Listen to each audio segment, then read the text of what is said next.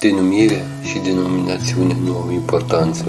Cineva zice că aparține de o biserică, cineva de altă biserică, dar nu contează de care biserică aparții.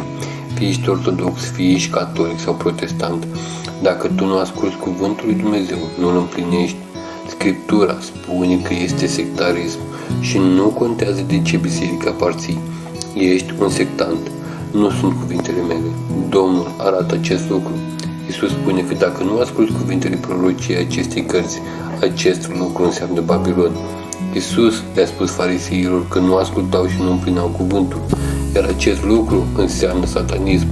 Cartea Apocalipsa este cea mai importantă carte din toată Biblia. Dumnezeu Tatăl împărtășește revelația Fiul Îngerului și Îngerului Apostolului Ioan pentru a ajunge la fiecare biserică. De aceea este cea mai importantă carte din Biblie. Alipiți-vă de o biserică vie unde se studiază cuvântul lui Dumnezeu. Să fiți binecuvântați și Duhul Domnului să vă umple de revelație.